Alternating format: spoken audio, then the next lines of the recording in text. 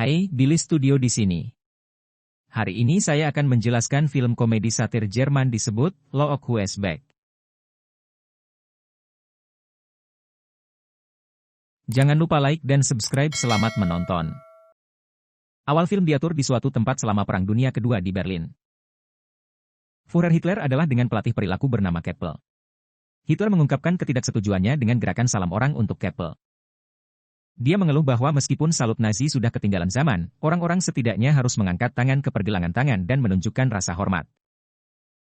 Kemudian, dia menceritakan bahwa dia memiliki melakukan segala yang mungkin oleh manusia untuk menghancurkan fondasi musuh yang menodai mereka tanah. Dia menemukan keberadaan Jerman tidak dapat dipahami dan merasa khawatir bahwa dia ada di sini juga. Dalam adegan berikut, dia terbangun di tanah di suatu tempat di hutan. Sambil melihat ke atas langit, ia melihat bahwa pesawat musuh hilang dan menebak bahwa mereka mungkin telah beristirahat. Tiba-tiba, sebuah bola memantul ke arahnya dan berhenti tepat di sisinya. Dia mengangkat dirinya sendiri dan menuju sebuah bangunan melewati semak-semak. Dia kemudian didekati oleh 3 anak kecil yang menanyainya jika dia baik-baik saja. Hitler melihat mereka dan berpikir bahwa mereka adalah masa depan bangsa. Dia kemudian meminta mereka jalan ke jalan. Pada saat itu, seorang reporter, Fabian Sawatzki, sedang merekam anak-anak di kameranya. Hitler terlihat di sisi jauh layar. Dia memilih mengangkat topi tentaranya dan berkata pada dirinya sendiri bahwa dia harus pergi ke bunker Führer. Hitler turun ke jalan dan kagum pada orang-orang yang mengendarai sepeda monorail. Dia menemukan orang-orang menangkapnya di kamera mereka dan menyatakan bahwa meskipun puing-puingnya hilang, orang-orang menjadi gila. Kemudian, dia merasakan mobil modern di tangannya dan mempertanyakan dirinya sendiri apakah dia koma dan melewatkan kemenangan. Dia menyadari bahwa dia tidak menyadari situasinya secara total dan mengingatkan dirinya sendiri untuk mengumpulkan lebih banyak informasi. Kemudian, dia bertanya pada seorang pria tentang lokasi kanselir tetapi orang tersebut malah memintanya untuk berfoto. Dia terganggu oleh kilatan kamera saat orang-orang mendekatinya dan mengambil foto secara bergiliran. Bingung dengan yang tidak biasa kejadian di sekitarnya, dia menyimpulkan ada sesuatu yang tidak beres di tempat itu. Saat Hitler pergi, dia menemukan seorang wanita berbicara dalam bahasa Jerman di teleponnya.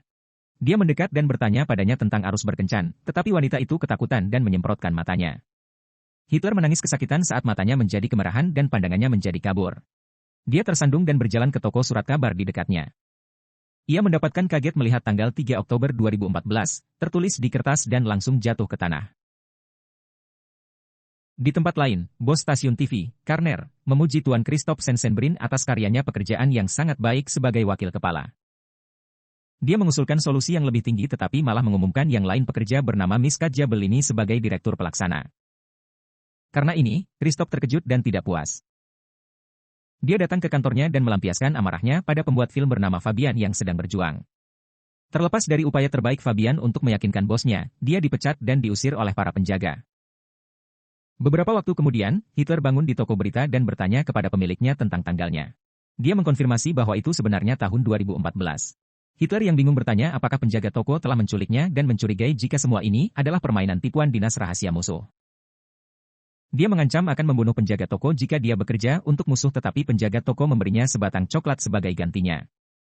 Hitler membukanya setelah cukup berjuang dan mengendusnya. Dia menyatakannya sebagai biji-bijian yang ditekan secara industri dan bertanya kepada penjaga toko apakah masih ada kekurangan roti. Penjaga toko bertanya pada Hitler apakah mereka sedang syuting film dokumenter di suatu tempat di dekatnya, mengira dia seorang aktor. Penjaga toko kemudian mengatakan bahwa dia terlihat persis seperti Führer yang dijawab oleh Hitler bahwa dia adalah Führer. Setelah itu, Hitler melihat surat kabar Turki dan bertanya apakah penjaga toko memiliki Sturmer atau Panzerbar. Penjaga toko mengatakan bahwa dia memiliki lebih banyak pelanggan Turki. Hitler tercengang dengan kehadirannya orang Turki di Berlin. Dia kemudian mulai mengumpulkan informasi dari koran. Saat membacanya, dia berasumsi bahwa dia tidak memenangkan perang di masa lalu dan Jerman diberikan kepada tangan wanita kikuk yang memiliki karisma mie basah. Dia lebih lanjut menyesali keberadaan Polandia dan menyimpulkan perang sebagai pemborosan total. Sementara itu, Fabian melihat laporan videonya tentang sepak bola dan isak tangis, sedih karena dia dipecat.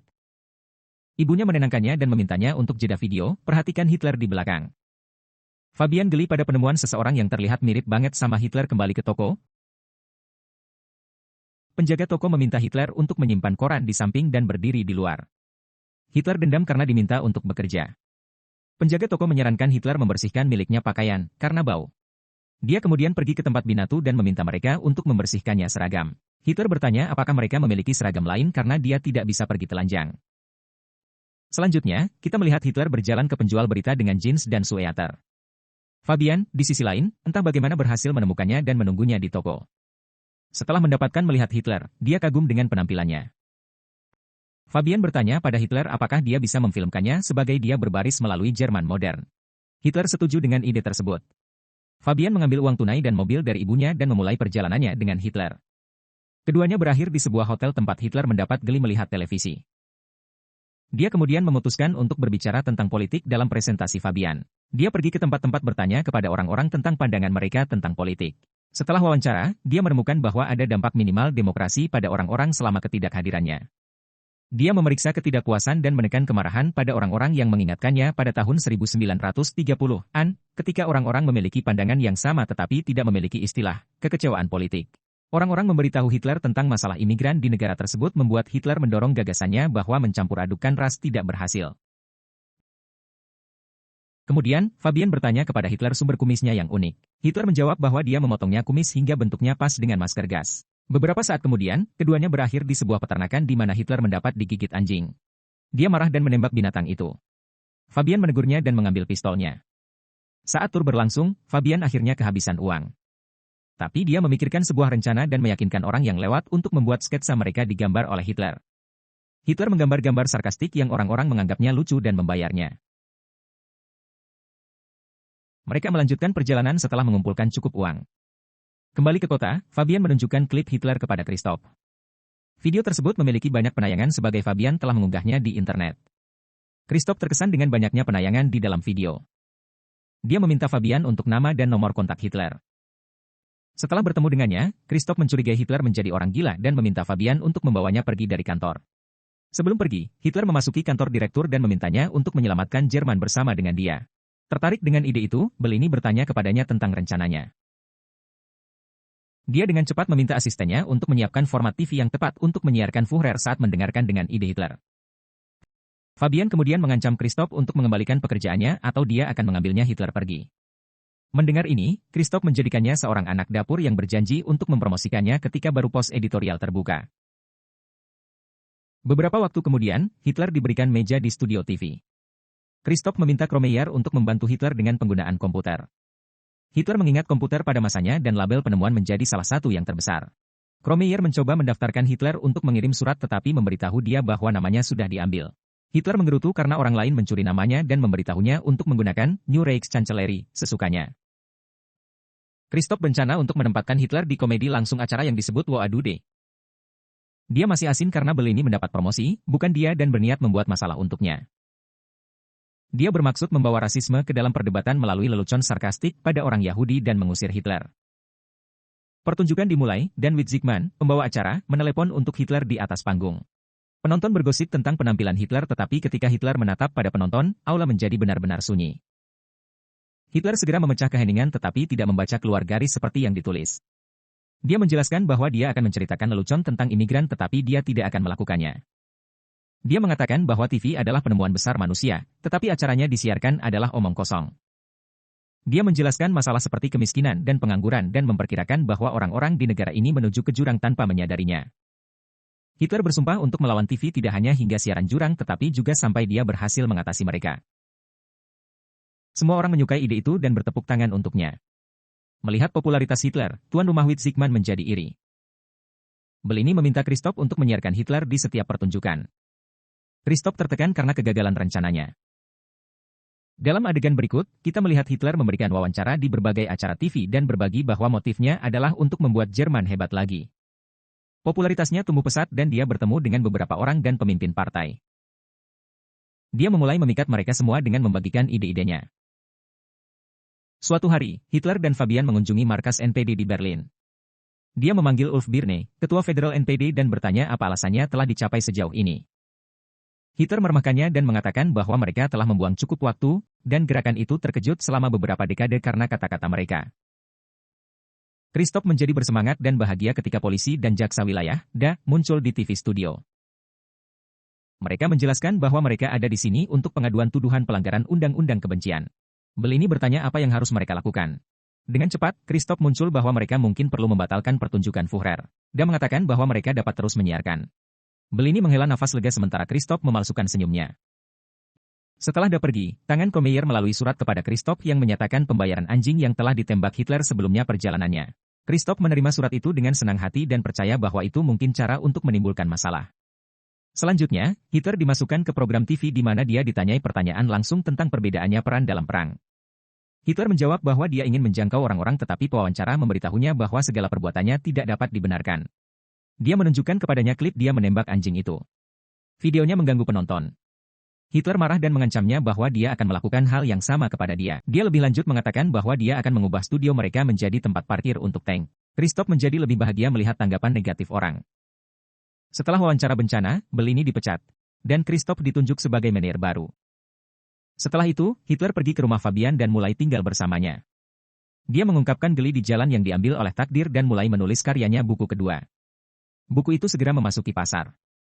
3 bulan kemudian, di studio TV, semua orang duduk dalam pertemuan di mana kerugian besar yang dialami perusahaan dibahas. Christoph percaya bahwa pertunjukan Witzigmann akan mengembalikan mereka ke jalurnya, tetapi seorang karyawan memberitahu bahwa dia telah berhenti dari pekerjaannya. Christoph menjadi tegang dan marah pada karyawan yang dipilih karena kalah dalam pertunjukan. Salah satu staf menyarankan untuk mendapatkan kembali Hitler yang menarik minat Christoph.